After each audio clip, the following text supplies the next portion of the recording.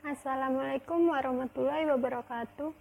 Di sini kami akan mempresentasikan proyek akhir kami terkait dengan rencana master plan bisnis pisang coklat. Anggota kelompok yang pertama saya Elo Eka Yuanita NIM 017 dan juga Reika Ayu Kartikasari NIM 002. Bab 1 pendahuluan. Latar belakang. Potensi kekayaan alam yang sangat besar membuat sektor produk kuliner menjadi bisnis yang populer saat ini. Persaingan yang ketat tidak hanya soal pengolahan dan penyajian produk, tetapi pelaku usaha kuliner juga tentunya harus memikirkan inovasi yang baru. Makanan yang biasa harus dikreasikan menjadi makanan yang memiliki cita rasa dan nilai jual yang tinggi. Salah satunya adalah pisang coklat, yaitu salah satu jenis makanan ringan yang merupakan hasil olahan dari pisang dan tepung terigu dan juga dibaluri dengan tepung roti serta dengan tambahan topping coklat. Rumusan masalah. 1. Bagaimana bisnis plan dari bisnis pisang coklat yang akan dijalankan? Yang kedua, bagaimana dampak dari bisnis plan yang bertahap terhadap kelancaran usaha atau bisnis pisang coklat yang akan dijalankan? Batasan masalah. Objek penelitian ini adalah bagaimana pengaruh pemanfaatan bisnis plan terhadap suatu usaha atau bisnis. Bab 2. Tinjauan pustaka. Visi dan misi organisasi. Visi adalah sebuah gagasan yang berisi pandangan atau sebuah tujuan yang hendak dicapai suatu organisasi. Sedangkan misi adalah tahapan-tahapan yang harus dilakukan organisasi untuk mencapai visi tersebut. Kriteria visi dan misi. Kriteria visi diantaranya yaitu spesifik, terukur, dapat dicapai, relevan, dan mempunyai waktu yang jelas. Sedangkan kriteria misi diantaranya yaitu ringkas dan jelas, unik, fleksibel, membantu pengambilan keputusan, dan memberikan inspirasi. Analisis SWOT. Analisis SWOT adalah sebuah metode untuk menganalisa perencanaan strategis yang digunakan untuk monitoring dan evaluasi lingkungan perusahaan, baik lingkungan eksternal dan internal untuk tujuan bisnis tertentu. Metric Tools. Metric Tools adalah sebuah metode lanjutan yang digunakan untuk mengembangkan 4 tipe pilihan strategi, SO, WO, ST, dan WT. Kunci dari keberhasilan penggunaan Metric Tools adalah dengan mempertemukan faktor kunci internal dan eksternal untuk membentuk sebuah strategi. Balance Scorecard. Balance Scorecard adalah sebuah metode pengukuran hasil kerja yang digunakan perusahaan. Pengukuran kinerja tersebut memandang unit bisnis dari 4 perspektif, yaitu perspektif keuangan, pelanggan, proses bisnis internal, serta proses pembelajaran dan pertumbuhan. Bab 3 Pembahasan. Metode penelitian. Menggunakan jenis penelitian lapangan dengan bersumber dari seseorang yang memiliki bisnis pisang coklat dan tambahan dari buku dan referensi internet. Untuk metode pengumpulan data, kami melakukan observasi atau pengamatan pada usaha atau bisnis plan yang akan kami buat nantinya. Hasil master plan. Terdapat beberapa tahapan yang perlu dilakukan agar menghasilkan bisnis plan yang menjanjikan. Tahap 1 yaitu membahas mengenai visi dan misi dari plan bisnis kami. Visi kami yaitu mengembangkan usaha bisnis pisang coklat yang memiliki brand nama yang terkenal pada tahun 2028 dengan memiliki outlet yang tersebar di kawasan Provinsi Jawa Timur. Sedangkan misi kami yaitu memiliki perkebunan pisang sendiri agar mempermudah jalannya produksi, menggunakan teknologi yang canggih, memiliki sejumlah karyawan yang handal dalam melakukan pekerjaan, menciptakan kreasi atau ide baru dalam produksi, misalnya saja pisang coklat dalam kemasan frozen food. Tahap 2 yaitu memaparkan tujuan bisnis dari bisnis pisang coklat yang akan kami jalankan dengan mengaitkannya dengan kondisi kekinian, yakni kita menggunakan metode analisis SWOT. Yang pertama tentu sebagai tindakan pencegahan dalam kerugian, lalu dapat mengetahui minat konsumen, mengetahui keuntungan maupun kerugian yang didapatkan, mengetahui teknik pemasaran apa yang akan kita jalankan, dan untuk mengetahui tingkat persaingan yang ada. Selanjutnya bab 3 yaitu mengenai kondisi kekinian yang kami gunakan, yaitu metode SWOT, Strength, Weakness, Opportunity, dan Threats. Yang pertama, strength atau kekuatan. Bahan baku mudah didapatkan karena memang terdapat banyak di pasaran. Harga terjangkau baik dari segi bahan baku maupun produksi yang kami pasarkan nantinya, dan memiliki cita rasa yang berbeda karena kami akan menghadirkan beragam varian topping. Yang kedua, kelemahan atau weakness.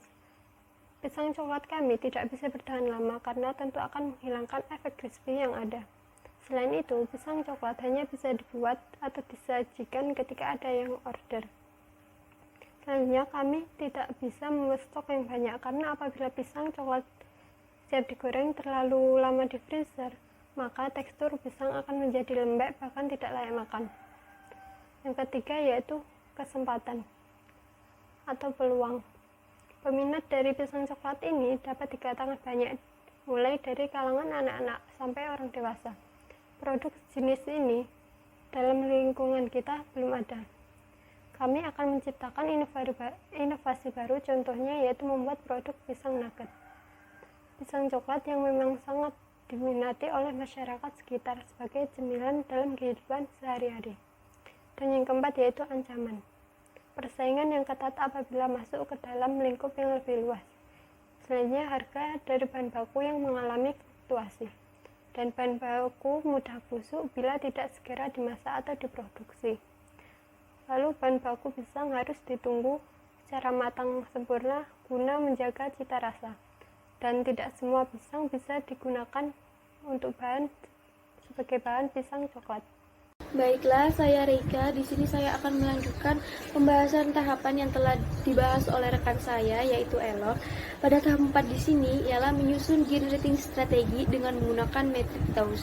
Yang pertama ada strategi SO. Jadi di sini sering membuat inovasi, misalnya dalam berbagai varian rasa, mempertahankan kestabilan harga agar tetap terjangkau, dan membuat dan mengelola sebuah website untuk kemudahan jangkauan bagi masyarakat.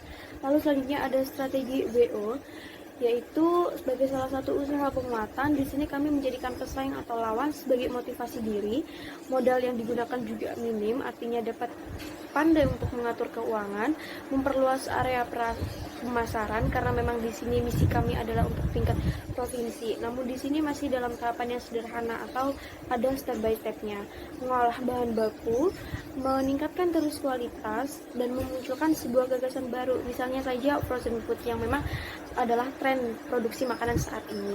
Lalu selanjutnya ada strategi ST, tetap mempertahankan konsep dari produk bisnis kami, pemasaran dan produksi lebih luas. Pasti daya saingnya juga akan ketat. Oleh karena itu di sini kami punya strategi plan, yaitu untuk memberikan harga promosi atau diskon, dan juga menyediakan pelayanan free delivery dengan ketentuan yang berlaku, dan juga membuat sebuah usaha agar konsumen tidak berpindah hati, memanfaatkan kondisi ketika pembelian bahan baku. Jadi ketika bahan baku murah akan membeli cukup banyak.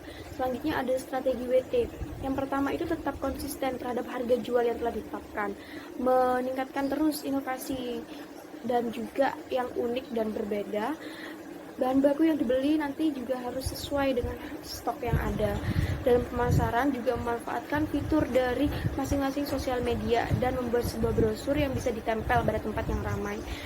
Lalu juga produksi yang dibuat nantinya itu harus sesuai dengan bahan baku nanti agar terciptanya keseimbangan. Selanjutnya ada tahap yang kelima, yaitu membuat mapping strategi dengan menggunakan metode balance scorecard. Yang pertama ada perspektif finansial, yang berarti memang berkaitan dengan keuangan. Bahan baku yang tidak konsisten itu membuat anggaran tidak stabil. Namun di sini kami tetap terus mempertahankannya agar stabil. Harga yang terjangkau, meminimalkan harga beri dan berusaha untuk memaksimalkan harga jual. Lalu di sini juga ada mengenai laba dan juga return of investment. Di sini labanya 3 juta, ROI-nya 9%. Lalu ada perspektif customer atau pelanggan. Jadi di sini mementingkan dari sisi konsumen atau pelanggan. Yang pertama adanya platform online sebagai sarana penunjang, lalu memberikan juga pelayanan free delivery dengan ketentuan berlaku, melakukan survei kecil dan sederhana mengenai tanggapan dari pelanggan. Lalu juga diukur melalui customer acquisition. Jadi di sini pelanggan yang order kira-kira per minggu itu 10 sampai 15 pelanggan. Customer retention terdapat 18 pelanggan tetap yang dimiliki itu 18. Customer satisfaction itu tingkat kepuasannya dapat diukur melalui respon lisan ataupun online. Lalu customer profitability-nya itu di sini ada promo atau diskon, lalu market share-nya itu memang untuk kalangan masyarakat sekitar, nanti akan secara bertahap pada tingkat provinsi.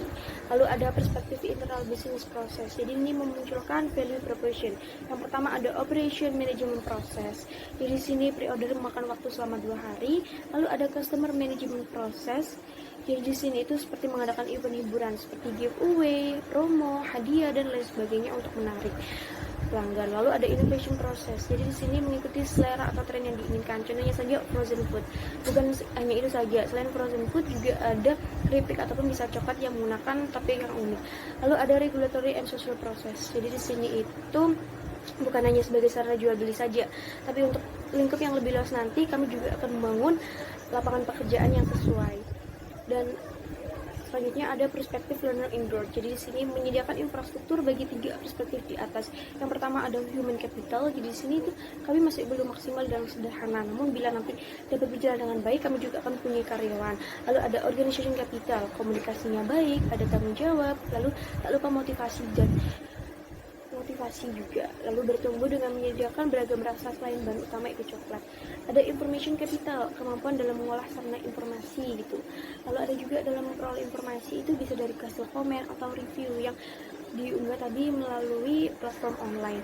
Nah, untuk itu kesimpulan atas laporan yang telah kami buat di sini ialah dalam membangun suatu bisnis hendaknya memiliki suatu bisnis plan yang matang. Pertama itu bisa memikirkan visi dan misi, lalu dilanjutkan dengan mengembangkan tujuan, analisis kondisi kekinian, menjabarkannya ke dalam sebuah strategi yang tepat, dan jangan lupa untuk memuat hasil tersebut ke dalam mapping strategi dengan menggunakan balance scorecard. Ketika semua langkah tersebut sudah dilakukan oleh calon pebisnis atau pengusaha, maka setiap kendala atau data informasi yang ada dapat berjalan dengan lancar.